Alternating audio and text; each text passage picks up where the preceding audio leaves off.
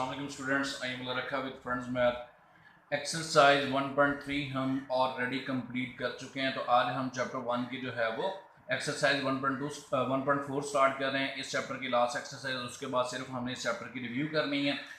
तो 1.4 जो है ये बेसिकली रेडिकल इक्वेशन से रिलेटेड है।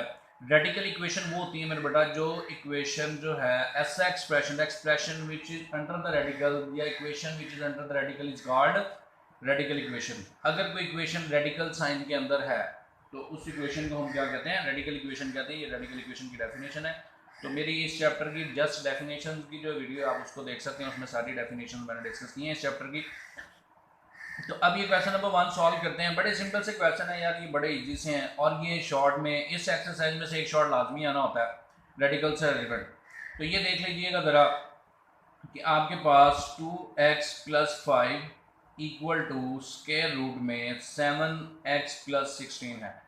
अब देखें इधर स्क्वायर रूट है, इधर आपके पास स्क्वायर रूट नहीं है। तो हमने सॉल्व करना है। सॉल्व का मतलब होता है कि आपने x की वैल्यू फाइंड करनी है। तो स्क्वायर रूट खत्म करेंगे। तो स्क्वायर रूट खत्म करने के लिए हम क्या करते हैं जी, हम लिखते हैं जी टेकिंग, आपको पता है कि स्क्वायर रूट को कौन कैंसिल करता है, स्क्वायर कैंसिल करता है। हम लिखेंगे जी टेकिंग स्क्वायर, ठीक है जी, taking square on both side, दोनों तरफ स्क्वायर ले लें। तो ये 2x + 5 का मेरे पास होल स्क्वायर बन गया इक्वल टू ये स्क्वायर रूट 7x + 16 का होल स्क्वायर बन गया। मैंने दोनों तरफ स्क्वायर ले लिया। अब ये ओपन होगा, ये बेसिकली मेरे पास क्या बन गया, a + b का होल स्क्वायर। और a + b का होल स्क्वायर आपको पता है कि ये होता है जी a का स्क्वायर, मतलब जो a की जगह पे, प्लस b का स्क्वायर, b में 5 पड़ा होगा तो 5, उसके बाद प्लस का 2ab, ये मैंने 2 फार्मूले का लिखा है। a में 2x है और b में 5 है। ले लीजिए, मैंने आपको फार्मूला ओपन कर दिया।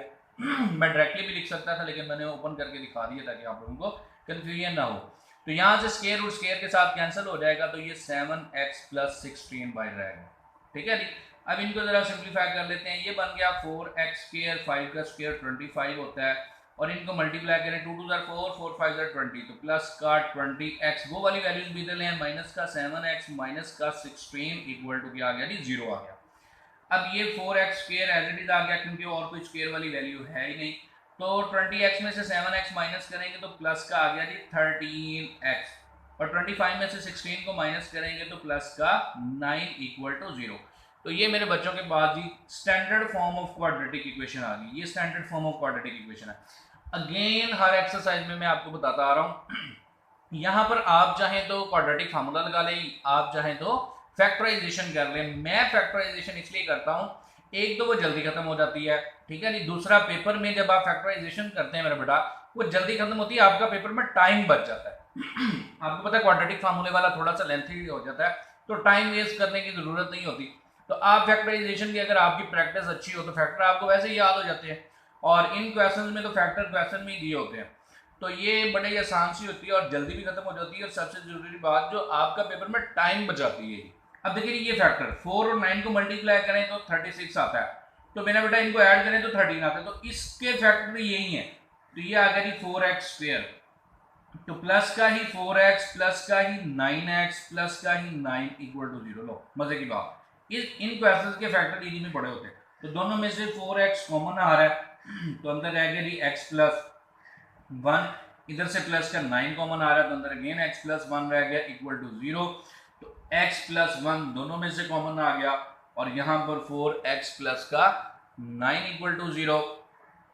तो मेरा बेटा यहाँ से x + 1 इक्वल टू 0, और यहाँ से 4x + 9 इक्वल टू 0। तो x इक्वल टू -1, और यहाँ से 9 उधर जाके माइनस का 9 हो गया, और 4 उधर डिवाइड हो गया, तो x इक्वल टू -9/4। तो ये हमने बेसिकली यहाँ से क्या फाइंड कर लिया जी, x की वैल्यू फाइंड कर ली है। अब इन क्वेश्चंस में एक मेन इंपॉर्टेंट चीज, कभी कभी पेपर में, वैसे बेसिकली वो पेपर में नहीं भी पूछता कि आप इसको जी वो करके दिखाएं, चेकिंग करके दिखाएं, ठीक है जी, लेकिन फिर भी मैं इस एक पार्ट में आपको चेकिंग करके दिखा देता हूं। इन क्वेश्चंस में ना आपने सॉल्यूशन सेट लिखने से पहले चेकिंग करनी होती है। अब वो चेकिंग जो है आपने लाजमी करनी है, क्योंकि आपको एटलीस्ट अंदाजा हो जाएगा कि अगर पेपर में आ जाती है तो आपको प्रॉब्लम ना हो, ठीक है नहीं। पेपर में अगर वो आपसे पूछ लेता है तो फिर आपको कम से कम आती ही होगी, अदरवाइज पेपर में वो नहीं पूछता मोस्टली कि चेकिंग करके दिखाएं, बस वो सॉल्व द इक्वेशन कहता है, आपने सॉल्यूशन सेट फाइंड करके दे देना होता है। तो आपके पास व्हेन x इक्वल टू -1 है, दोनों जो आपके पास सोल्यूशन में वैल्यूज आई हैं दोनों के साथ जो है ना आपने चेकिंग करनी होती है। व्हेन x इक्वल टू -9/4 मैं इस पार्ट में कर रहा हूँ, अगले 3 पार्ट बिल्कुल इसी तरह के, मैं उनमें ये चेकिंग का काम नहीं करूंगा। अगर आपका दिल करे तो आप खुद चेक कर सकते हैं, ठीक है जी। तो ये मैं अब ये x की वैल्यू आपने बेसिकली इस क्वेश्चन में पुट करनी होती है। अगर क्वेश्चन में पुट करने से left hand side equal to right आ जाए तो इसका मतलब है कि वो आपका जो फैक्टर है वो आपके सॉल्यूशन सेट में आएगा, वो इक्वेशन को सेटिस्फाइड कर रहा है। और अगर वो सेटिस्फाइड नहीं करेगा तो वो एक्सट्रेनियस रूट्स होता है। एक्सट्रेनियस रूट की डेफिनेशन भी मैंने वो डेफिनेशन वाले लेक्चर में बताया हुआ कि एक्सट्रेनियस रूट क्या होता है, यहाँ भी बता देता हूँ। ऐसा रूट जो इक्वेशन को सेटिस्फाइड ना करे एक्सट्रेनियस रूट्स होता है। तो मेरा बेटा अब इसमें वैल्यू पुट कर देते हैं इस क्वेश्चन में। तो 2 इंटू एक्स की जगह पे क्या पुट करेंगे, इस एक्स की जगह पे -1, ये -1 आ गया, साथ में +5 है, इक्वल टू स्क्वायर रूट में 7 इंटू एक्स की जगह पे -1 और प्लस का 16। लो जी, तो ये माइनस का 2 आ गया, प्लस का 5 आ गया, इक्वल टू स्क्वायर रूट के अंदर माइनस का 7 है, प्लस का 16 है, तो ये 3 आ गया। और उधर स्क्वायर रूट में क्या रह गया जी, 16 में से 7 माइनस किया 9 आ गया, तो 3 इक्वल टू स्क्वायर रूट 3 आ गया जी। 9 का स्क्वायर रूट जो होता है वो 3 होता है। तो हमारी लेफ्ट हैंड साइड जो है वो इक्वल आ गई जी राइट हैंड साइड के। इसका मतलब कि ये वाला जो रूट है ये इक्वेशन को सेटिस्फाइड कर रहा है, तो ये सॉल्यूशन सेट में आएगा। तो सॉल्यूशन सेट में ये वाला तो आएगा जी, -1 तो सॉल्यूशन सेट में आ गया। अब इसको चेक कर लेते हैं। इस वैल्यू को भी आपने इसी क्वेश्चन में ही एक्स की जगह पे पुट करना होता है। तो 7 इंटू ये बेटा एक्स की जगह पे -9/4 आ गया, प्लस का 5 है, इक्वल टू स्क्वायर रूट में, सॉरी 7 नहीं है भाई 2 है, बता दो दिया करो यार, आप बताते ही नहीं है। तो 7 इंटू माइनस का 9/4 प्लस का 16, ये छोटी सी मिस्टेक हो जाए तो सारे सवाल का बेड़ा गर्क हो जाता है। और आपको पता है कि लंबा सवाल करने के बाद अगर एंड पे आंसर ना सही है तो बंदे का दिल ही टूट जाता है। तो मैं नहीं चाहता कि यहाँ पर मेरा भी दिल टूटे और आपका भी दिल टूटे। तो लिहाजा अगर कुछ वैल्यू गलत लिखी जाती है गलती से तो बता दिया करो यार आप लोग। तो ये मैंने इसको ठीक कर लिया जी, 2 आ गया जी, क्योंकि यहाँ पे 2 था। तो मल्टीप्लाई करें तो ये आ गया माइनस का 9 2 18/4 प्लस का 5 इक्वल टू स्क्वायर रूट के अंदर 7 9 क्या होता है जी, मेरे ख्याल में 63, माइनस है तो माइनस का 63 डिवाइडेड बाय 4 प्लस का 16। लो ये भी सॉल्व कर लेते हैं।